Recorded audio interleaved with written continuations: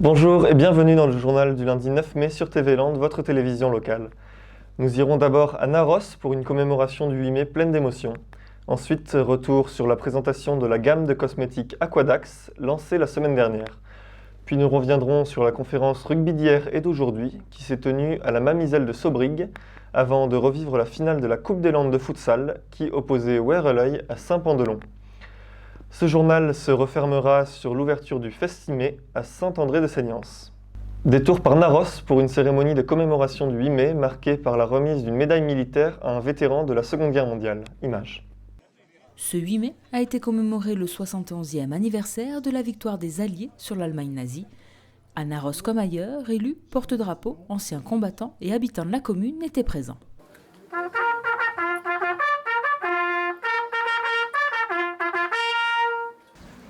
Montez les couleurs.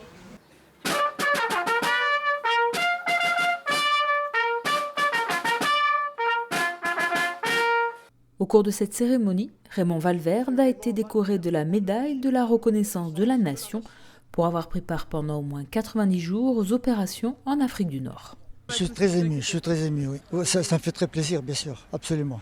Après cette remise de décoration, la cérémonie de commémoration a repris son cours avec les discours officiels et la lecture des noms inscrits sur le monument aux morts. Darrouzès Jusqu'un.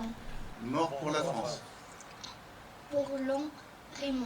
Mort pour la France. Dardagnac Henri. Mort pour la France. Doulan To Charles. Mort pour la France. Pradé Henri. Mort pour la France. Superchil. Mort pour la France.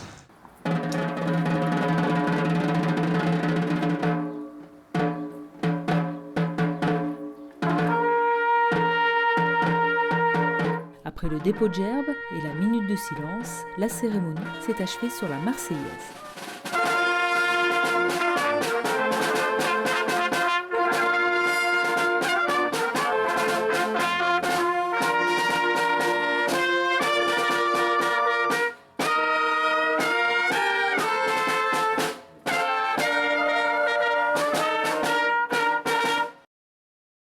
Leader du thermalisme en France, les villes de Dax et de Saint-Paul-les-Dax accueillent chaque année 60 000 curistes. Mais contrairement à d'autres stations thermales, aucun produit dérivé n'était proposé. Aujourd'hui, Dax possède sa propre marque. Nous étions présents au lancement de cette gamme de cosmétiques. Depuis 9 mois, la gamme Aquadax a vu le jour. Des produits cosmétiques réalisés avec les vertus de l'eau et de la boue thermale de Dax. Comme vous le savez, la station de Dax est une destination thermale qui accueille aujourd'hui, avec sa commune voisine de Saint-Paul, 60 000 curistes, qui en fait la première destination thermale de France. Beaucoup de stations en France ont développé, au-delà de la cure, ont développé des gammes de produits cosmétologiques. Je pense en particulier à Avène, La Roche-Posay, Evian, pour en citer quelques-unes. Il se trouve qu'ici, sur Dax, station thermale, il n'y avait pas de produits cosmétologiques.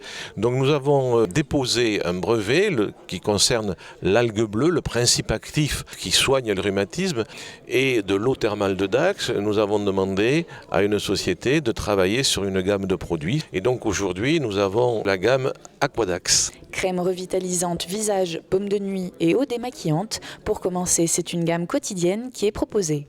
Mais après demande des établissements thermaux, de produits spécifiques sortiront en juin. L'idée de cette gamme cosmétique est qu'elle puisse être implantée localement. Les Dacois qui ont une multitude de besoins, les femmes ont des soins quotidiens à prodiguer, et puis les curistes.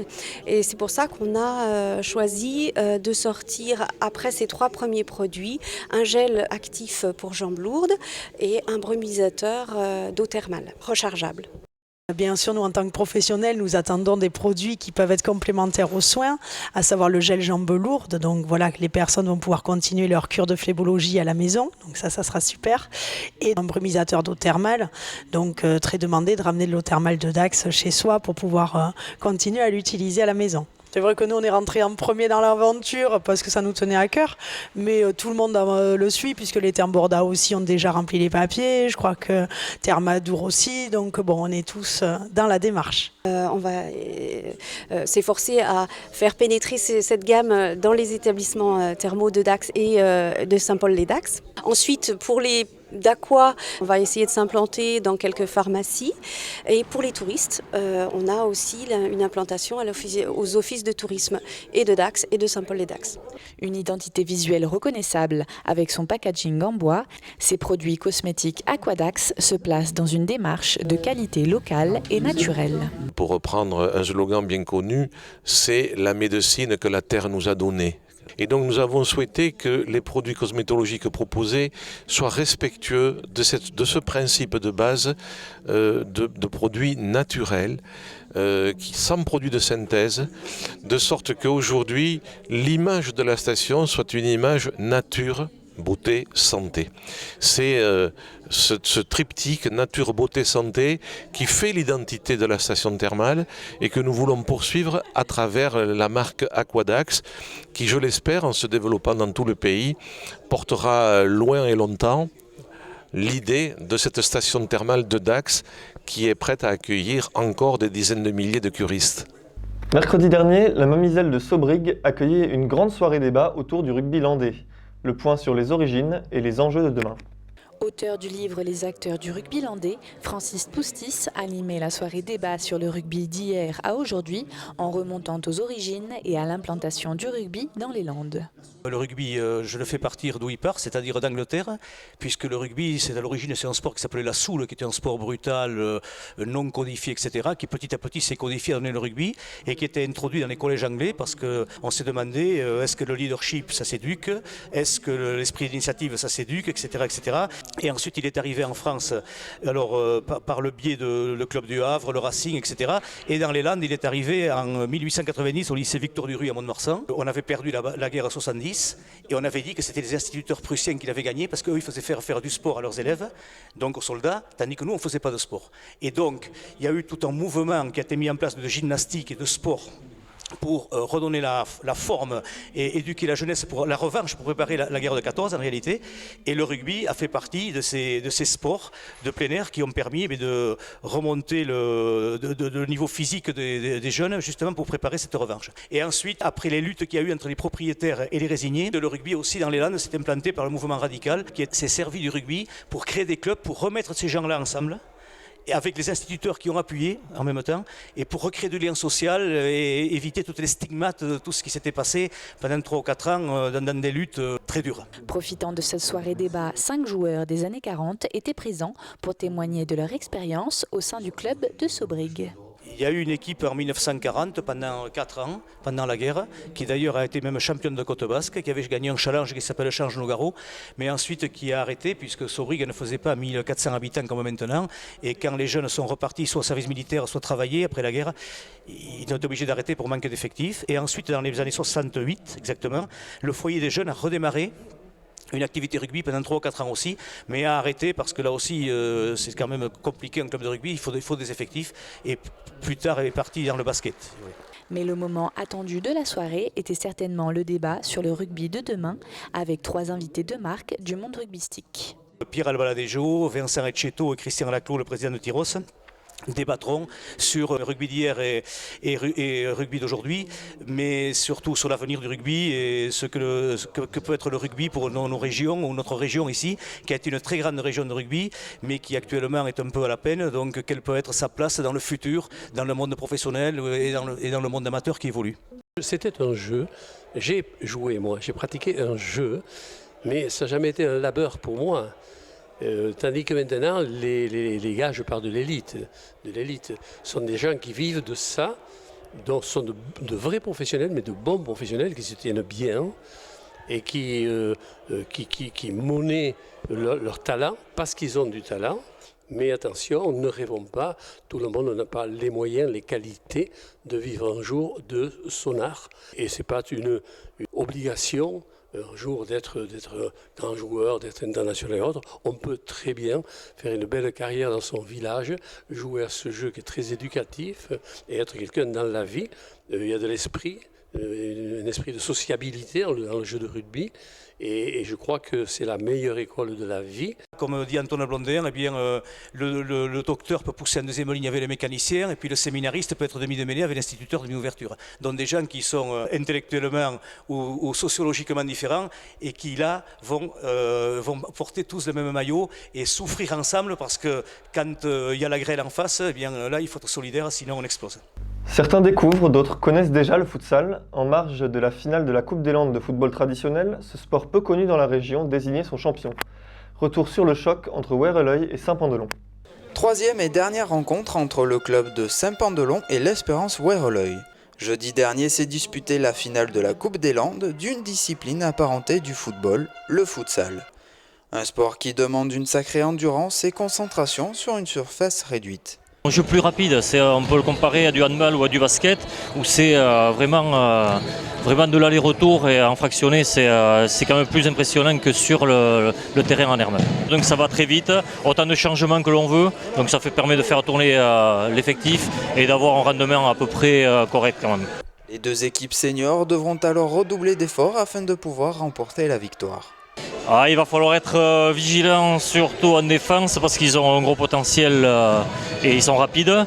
Et nous, saisir les opportunités dès qu'il y aura des occasions, il faudra les mettre. C'est une finale comme on dit, ça se joue, ça se gagne plus que ça se perd. Là c'est 50-50, les deux équipes sont en forme. On verra maintenant, on va faire pour le mieux. Le tout c'est de ne pas avoir de regrets pour la suite. Pendant 50 minutes, les deux équipes composées chacune de 5 joueurs se sont affrontées. Des dribbles et des passes se sont enchaînés ainsi que plusieurs buts accumulés par les Verts lors de la première mi-temps. Quant à la seconde période, les Noirs ont su réaliser quelques points, mais pas assez pour remporter le match. L'équipe de Werreleuil obtient donc la victoire 11-6. Aujourd'hui, c'est ce qu'on a dit, on voulait rentrer de suite dans le bain, mettre de l'intensité d'entrée et pour mettre le doute. Et c'est vrai qu'on a eu tendance contre eux souvent en match au championnat à se laisser endormir dans le rythme, et là on a dit qu'il fallait imposer notre jeu. Donc c'est vrai qu'il n'y a pas eu de temps d'arrêt, on avait la profondeur sur le banc, donc on a vraiment, je pense, demandé des fois à sortir tellement que c'était cadencé, c'était intense. Mais c'est vrai que le scénario s'est bien passé pour nous d'entrée, ce qui n'était pas le contraire l'année dernière. On a été mené très rapidement, et donc on savait à quoi s'attendre, on savait qu'un retour pouvait vite arriver, et c'est ce qui a été. Deuxième mi-temps difficile, ils ont poussé, et puis on a réussi à mettre ce petit but en compte on a toujours gardé ce petit break là de 3-4 buts. Et sur la fin, je dirais un petit peu, l'expérience des deux finales d'avant nous a peut-être servi un petit peu. Les Werrellois peuvent désormais se réjouir de leurs efforts en repartant une nouvelle fois avec le trophée de la Coupe des Landes. C'est une satisfaction puisque c'est une confirmation du travail qui est fait depuis quelques années au niveau du futsal. C'est important pour notre club qui est un petit club. Voilà. Et aujourd'hui c'est l'aboutissement d'une belle saison. C'était pas facile parce qu'on a eu beaucoup de nouveaux qui sont arrivés cette saison. Et il y a eu une super osmose. L'ambiance a été de suite au rendez-vous. Et franchement, à force de travail, du sérieux de l'entraînement, on a fait une super saison. Il y avait un petit peu de monde cette année pour nous encourager, donc c'est super, c'est super. Dans le Seignance, le mois de mai est le mois de la culture avec le Festimé. Ce festival se déplace dans toute la communauté de communes, apportant avec lui cirque, théâtre, spectacle musical et humoristique. Le festival, qui a débuté vendredi dernier, s'étend tout le mois de mai avec 2 spectacles chaque fin de semaine et offre une nouvelle fois une programmation riche et variée. Du théâtre, des arts du cirque, on va retrouver de la chanson humoristique, on va retrouver du one-man show, on va retrouver des textes à thème. Par exemple, le festival se terminera avec Femmes de ferme sur le statut des femmes agricultrices et sur le statut des femmes tout court aussi, un très beau spectacle qui sera à l'église de Saint-Barthélemy pour la clôture. Et entre-temps, ce sera Cédric Chapuis pour 2 soirées, vendredi et samedi prochain, avec 2 spectacles différents, un artiste magnifique. Alors tous nos spectacles sont des coups de cœur, tous méritent d'être vus, d'être écoutés, d'être appréciés. Cédric Chapuis, c'est un phénomène, ça sera le parrain en quelque sorte de notre festival, celui qui va donner le tempo. Et puis 3 personnes venues en principe de Suède, mais on n'est pas tout à fait sûr, qui vont venir revisiter la chanson française avec tout leur humour, tout leur talent. Ce seront des moments très forts là aussi. Et puis Dirk-Effiens, qui sont à la 4e participation au Festimé en 19 ans, qui sont nos amis, nos fidèles. Ce sont des artistes de très grande qualité qui donnent toujours à connaître des spectacles magnifiques et sur qui nous pouvons nous appuyer chaque fois pour tout ce qui touche aux arts du cirque et à la présence de l'émotion et de la tendresse. Le duo comique Garnier et Santou est également à l'affiche de ce Festimé, un festival qui se veut accessible à tous, mais pour autant de qualité. C'est une fois de plus la recherche des meilleurs artistes, dont certains sont issus du Festival d'Avignon, pour un public de plus en plus exigeant dans l'enseignant et qui nous fait confiance et que l'on ne veut pas décevoir. En ouverture de ce Festimé, le comédien Olivier Sauton a présenté son spectacle Fabrice Lucchini et moi. Regardez. Il était une fois une histoire vraie qui n'a jamais existé. Qui vois-je arriver devant moi? Fabrice Lucchini, mon idole. Alors je me précipite sur lui, et là, je ne sais pas ce qui m'a pris. Inconscience folle. Je lui demande: oh, s'il vous plaît, monsieur Lucchini, dites-moi une fable de La Fontaine. Et là, Lucchini me regarde comme ça.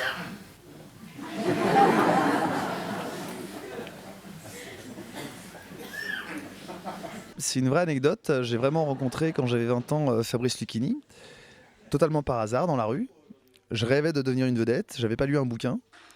Et Fabrice Lucchini était mon acteur préféré, et je l'ai interpellé, et je lui ai demandé de me dire une fable de La Fontaine. Et c'était un moment absolument magique. Après, pendant une demi-heure, on a discuté de l'art de l'acteur, etc. Enfin, moi j'écoutais, j'ai rien à dire. Et des années après, plus de 10 ans après, je me suis dit, mais pourquoi j'en ferais pas le début d'un spectacle ? Parce qu'à chaque fois que je racontais cette histoire, les gens se disaient « Oh, c'est incroyable comme histoire !» Alors qu'elle est complètement véridique. Et je me suis dit, mais ça serait un bon début de spectacle. Et c'est comme ça qu'est parti ce spectacle. À partir de cette rencontre, Olivier Sauton va imaginer 3 leçons de théâtre dispensées par son idole. Il n'y a rien à jouer dans cette fable. Il n'y a rien à jouer dans cette fable. Tu vas voir s'il y a rien à jouer dans cette fable. La cigale, Olivier, la cigale, Olivier, qu'est-ce que c'est? Je sais pas moi, un insecte, c'est une corne. Quand tu dis cigale, tu penses corne. La cigale, ayant chanté tout l'été, juillet, août, elle n'en a pas donné de la greluche. Elle taille bizarre à se danser sur le dance floor. Le théâtre, en fait, est un prétexte pour apprendre la vie. C'est un prétexte. Je joue les deux personnages, c'est-à-dire que je passe alternativement de Lucchini à ce petit jeune de 20 ans inculte que je vais appeler Olivier Sauton, mais il aurait pu s'appeler autrement. Et donc, en gros, ça donne... Mais Olivier, tu peux pas dire que Molière est ennuyeux. Molière, c'est l'essence même du comique français. Mais je vous dis pas que Molière est ennuyeux, moi je dis que Molière, je pige que dalle. Mais ne confonds pas l'ennui avec l'incompréhension. T'es lent, qu'est-ce que t'es lent? Et donc je passe de l'un à l'autre. Donc c'est un exercice de style qui m'a demandé beaucoup de travail. Mais c'est jouissif. C'est jouissif. C'est comme si je jouais au ping-pong, mais tout seul. Je fais le tour de la table à chaque fois. Donc il faut savoir exactement comment tu lances la balle, à quelle vitesse, avec quel effet, pour pouvoir bien la relancer après derrière. Mais c'est jouissif. Dans son spectacle, le comédien réussit le tour de force d'incarner un Fabrice Lucchini plus vrai que nature. La voix, les mimiques, les gestes sont présents, mais aussi son phrasé et sa diction. Le grand interprète, c'est celui qui sait lire un texte comme une partition de musique et qui restitue fidèlement la musique voulue par l'auteur. Le théâtre, c'est pas les idées, c'est la beauté. Le théâtre, c'est pas pour les penseurs, c'est pour les esthètes. Le théâtre, c'est pas pour les intellectuels, c'est pour les intelligents. Je crois que je l'ai chopé. Je pense comme lui. J'ai réussi à me mettre à sa hauteur. Il me dépasse totalement. Mais j'ai réussi à le choper. Et quand je le joue, quand je l'incarne, en plus c'est un plaisir parce que quand tu incarnes ce personnage, tu as l'impression que tu as un très grand acteur. Tu sens que tu as un phrasé quand même exceptionnel. Tu sens que même si la phrase peut être un petit peu banale, elle va avoir un accent particulier qui fait qu'elle ne sera pas banale.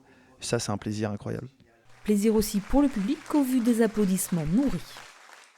Voilà, cette édition est à présent terminée. Je vous remercie de votre fidélité. Rendez-vous pour un nouveau journal sur TV Land, votre télévision locale, le mercredi 11 mai. D'ici là, je vous souhaite de passer une très bonne journée.